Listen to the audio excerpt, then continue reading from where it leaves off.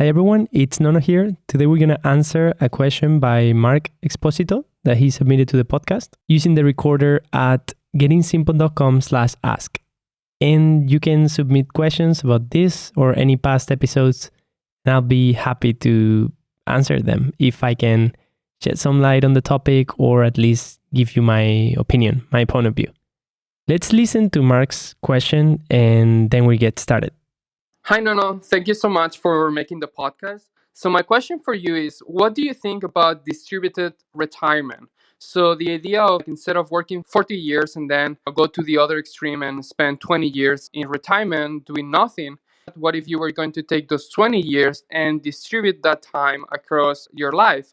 So, you will be maybe working for 2 years and then taking a break for 6 months. Because the idea of working for 40 years and then maybe you are like 65, 70, you don't have maybe energy or money or look back and think that maybe you wasted your youth. That's something I have in mind, so I would love to hear your thoughts. Thank you. Hey, it's Nono, and this is the Getting Simple podcast. So Mark was one of the first persons to send questions to the Getting Simple podcast using SpeakPipe to send an audio note, as I mentioned before, at gettingsimple.com/ask. He asked about distributed retirement, the possibility of spreading your retirement across your life instead of leaving it all for your elder days. I took a look and saw what the different options are, right? We can think of early retirement, distributed retirement, traditional retirement. There's this concept that I think is what Mark was referring to as distributed retirement that shows up on the internet a bit more, that is mini retirement. I didn't find a lot of references necessarily to distributed retirement, even though that makes more sense to me, but those are called mini retirements. I think Tim Ferriss and other people refer to them as mini retirements. There is a reference to these mini retirements explained by Tim Ferriss in the 4-Hour Workweek. These are different from sabbaticals or unpaid leaves. Mini retirements involve leaving the employer you work for and not taking a break. So for me personally, right now, I have an employer and I also pursue my own self projects like this podcast, for instance, or some from time to time freelance work, contractor work that is disconnected from that. And we have this notion that all the time that you're off or you're doing something else is because you're not working for your main employer. So those breaks or those vacation days are scheduled and agreed upon with your employer, and that's sort of time for you to disconnect and then be able to get back at work at your maximum potential. But here we're talking about actual mini retirements, which is retiring from doing the work that you were doing and cutting off your relationship with your employer, like quitting your job or deciding not to engage in anything that has to do with what you were doing at your work for a long period of time. In this case, that period, I think Mark mentioned, was 6 months. And, you can work on spans on 1 or 2 years and then take a break from that. So in my personal situation, I can see I have a professional relationship with an employer, and this has been going on for 3 or 4 years now. And for me, it's not easy to just say, okay, I'm going to quit, I'm going to leave everything I'm doing, and then I'll come back to it. So the first challenge that we pose is that if you're working for someone else that relies on your daily work to continue or to move a project forward, then you're going to have a hard time retiring for 6 months and then coming back, because it's not the same to take 1 day off or 2 weeks off or maybe even a month or a month and a half off, but to take 6 months. 6 months means we're not going to plan with you for the goals and the work that we're going to be doing in the next half year, right? In the next 2 quarters. So that's one of the main things. I would say there is friction there, and it's not comfortable to do that because, or at least as I see it, because you're breaking the relationship with an employer and it's going to be hard. There's going to be contractual information, paperwork involved. If you want to get back, the conditions might change and you're not guaranteed that you're going to have your job back, right? So there's the first topic would be insecurity. Like you're comfortable with your job, you take 1, 2, 3, 4, 5 weeks off, and then you can come back to your seat and keep doing what you were doing. There, I would say sabbaticals, at least in the United States, are a really good concept, which is, at least in the company I work for, I think every 4 years you have the right to go on sabbatical for 6 weeks, 1 month and a half. And you can do whatever you want. You can go on vacation, you can go read, you can do side projects, you can do nothing, but you're not required to work. And, normally people just take that as a 6 weeks vacation in a row. Also, there are countries like Canada or other countries that require you to take once a year, like bulk 3 or 4 weeks or 2 weeks at least of your vacation and take them in a row, because that way your team can plan ahead and see that you're going to be out for some time, plan for that, and then you're continuously working the rest of the year instead of taking 1 day here, 1 day there, and be missing many weeks of the year, 1 or 2 days every week. But that just depends on how you do it. So here, I think who has it the easiest is the freelancer or the solo side project worker. Freelancer meaning you have clients that rely on you from time to time, but you can block months at a time and maybe block out a few months for yourself, like say 3 or 6 months where you're not going to take projects. You risk the possibility of losing clients. So you have freelance work, and if they're requiring work from you every couple of weeks or every couple of months, if you're out for 6 months, you're also maybe going to lead to a relationship from that client with other freelance worker or other company. And then when you come back, they might not require your services anymore. That is my reflection on what I would see as the difficulties or the challenges of whether to take retirements or not. But I do like the idea. I try to spread my vacation and my off time along the year and not pack it completely just in 1 month, even though from time to time I take 3 or 4 weeks in a row of vacation. That's more likely to be in the summer or on winter and Christmas. But yeah, overall, I haven't really done that much. I would say I took a mini retirement between when I was working in London and then when I went to Boston, because I told my employer that I will quit my job in June and then I will go traveling on my own to Japan for 2 weeks, and then I'll have 2 full months of summer without any responsibilities until I went to live in Boston and had some responsibilities there. So I took 2 or 3 months off between, let's say, quote unquote employers or responsibilities.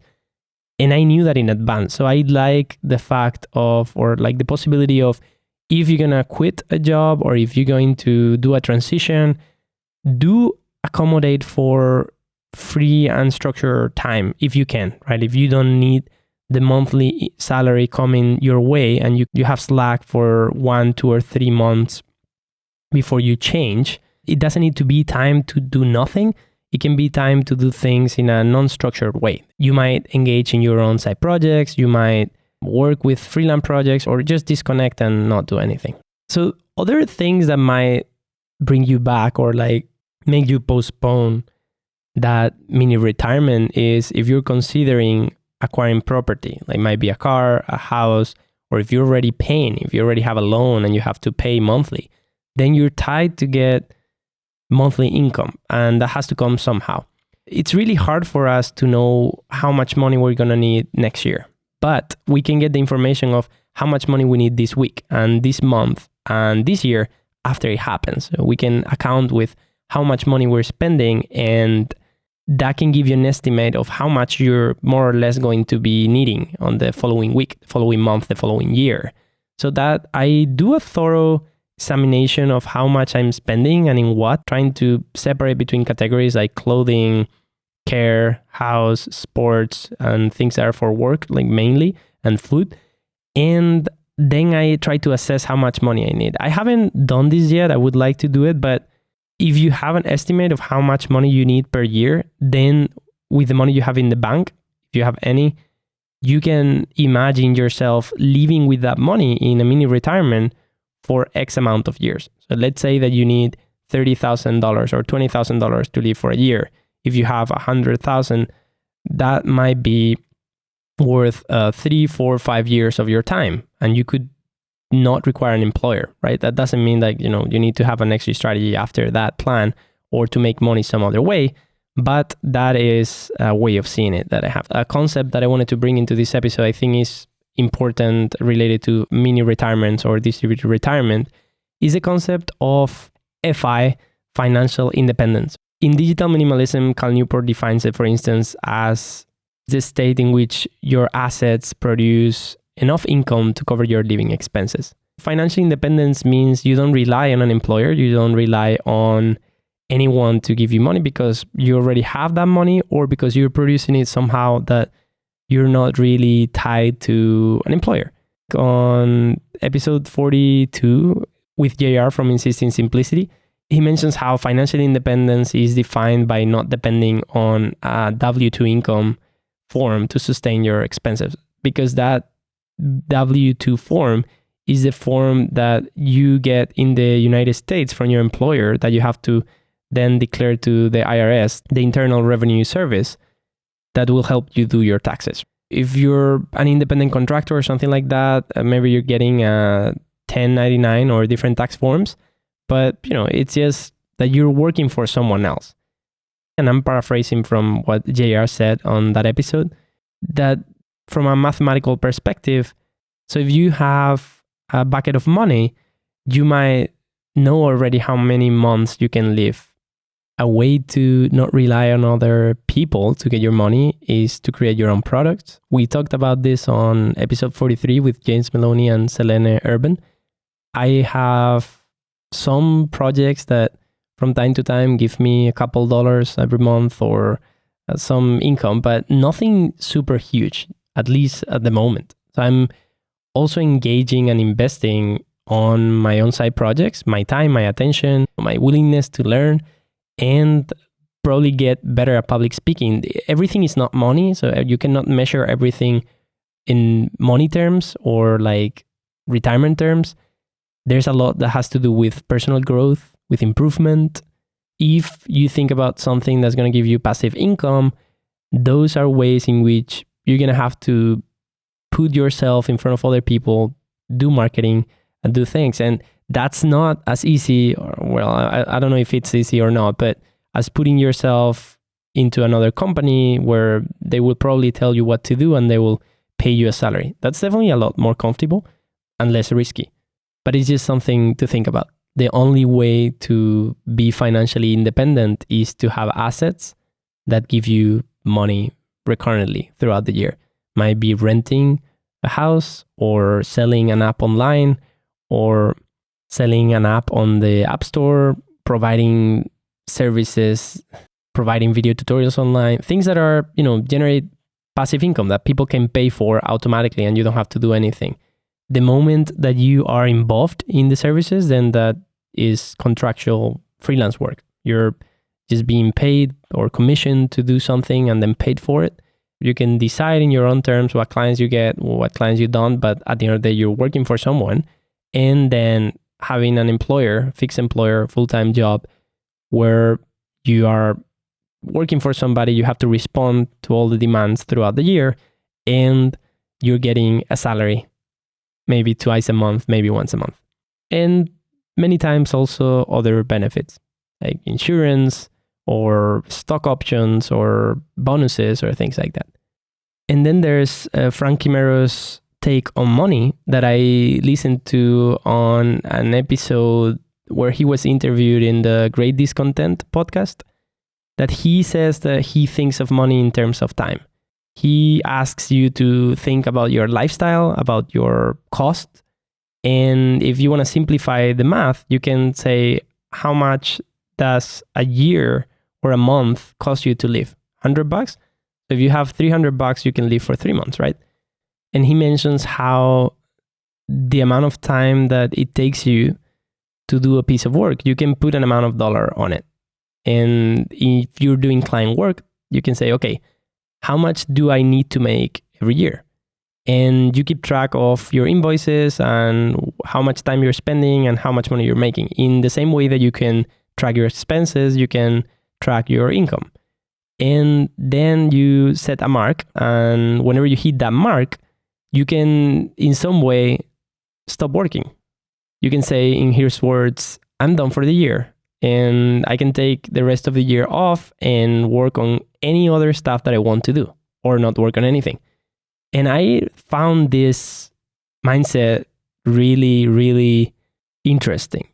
You can think of how much is my amount, my yearly amount, and every year on January 1st, let's say, you can choose whatever start date as a New Year's resolution or as a temporal landmark.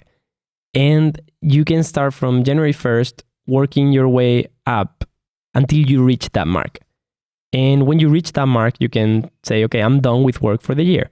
But that only works when you're either getting income from passive sources, or passive income, or when you're working for freelance clients as a contractor. But if you're working for an employer, you cannot say, okay, my salary every year is like 20,000 or like 100,000, and I reached my mark on April.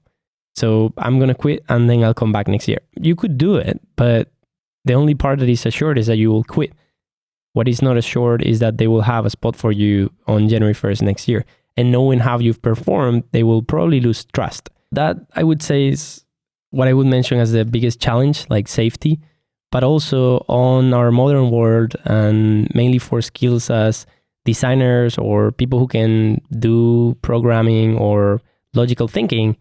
As knowledge workers, we have now more opportunities to quit a job and then go and join another one if you're adaptable than ever before. Before, if you quit your job, you might never find a job. And I know that in many fields, this is still the case. Like, it's really hard to escalate or to swap or transfer knowledge. But for some fields, you should consider it. Maybe you need to quit at some point and spend 6 months or 1 year doing whatever you like doing. Because at the end of the day, if you're spending your year working for other clients and getting paid for that work, if you don't have time to spend your money in the things or to enjoy the things that you like doing outside of work, what's the point of that? I would recommend you to think about it and reserve some time of your day, of your week, of your month, of your year to work on your own projects. And then here I come to the hardest part. The ideal for me, I know that 6-month mini retirement would be awesome, but the ideal for me would be that every single day of your life, every single week, every single month, every single year, you have the opportunity to engage on the activities that you enjoy doing. That you find a job that lets you develop the skills that you will develop on your mini retirement if you were to take it. That you get a job, or maybe you structure the day in a way in which you can write, or you can sketch, or you can sing if that's what you want to do. You can do everything. You cannot do everything every day. You need to be selective because we have limited time and attention. But if you find a job that lets you hone and work on the skills that you want to improve, and you create your leisure time is planned, and you have structured ways to pursue your hobbies and do what you want to do, then it's a lot easier to not be doubting that you should take a huge mini retirement. Anyway, I don't have strong or hard feelings. I haven't tried long mini retirements, but it's something that I have in mind that if I were to quit at some point, or I were to look for different professional outlets, I will probably want to engage into some sort of sabbatical or some sort of mini retirement. Then there's also the retirement for people who are doing their own projects. Like, I know people that create their podcasts and then suddenly they finish a season earlier and they say, okay, we're going to take a break from the podcast. We'll come back or not with season 4 next year or whenever.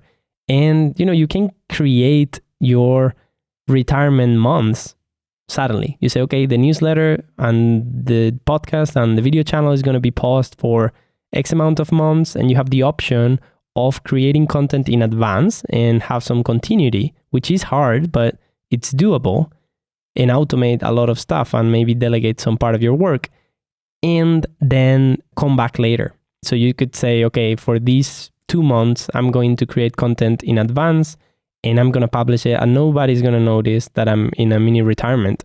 Or you can be open about it and say like, okay, I can't really retire from all these things if there's things going on and people are writing to me and I'm creating new content, I'm publishing online. So you can just be open. We won't be publishing any new content for the next week or the next 3 months, and we'll coming back later. And many times, you will tell if people are missing your content and if people are eager to receive it back when you come back. I would summarize my point of view, and I don't want to be a hypocrite, right? Like, I will acknowledge that my life is also not this way, but at least I can share that this is what I aim for. So my plan is to try and plan your daily life already as if you were living it the way you would live it when you're retired. What do you want to learn? What do you want to spend your time on? What do you want to spend your money on? It's hard when you consider acquiring property, as I mentioned before. We often plan our lives to afford paying for a house, cars, and travel, but what if we didn't buy those? How much time are those things costing us? You have to see that your time and attention are non-renewable resources. And every day that you spend them in something, it means that you're going to have to put more time working to recover that money, and you'll have to wait for a new day to spend your attention in something else. Your mini retirements could be either in batches, say 2 years, as Mark was saying, or shorter sprints, maybe days every month or weeks every month. And I will try to do the exercise of seeing how much money you're making, how much money you're spending, and see if you can find other ways of working that give you the money that you really need, not just money to put in the bank. Maybe you don't need to take a retirement. Maybe you need to get a job that is from 9 to 3 or 9 to 2 instead of 9 to 9. And that is, of course, a solution that is completely individual. So I'm not generalizing. I don't think anyone should follow my steps or the things that I try to do. And I'm also eager to learn. So if you have any other thoughts or any other follow-up questions, go to gettingsimple.com/ask and send your question. You can also join the Discord server. If you want to add some comments there, we can chat. The invite is at nono.ma/Discord. Feel free to reach out. I'd love to hear from you. Thanks so much for listening. We'll see you next time.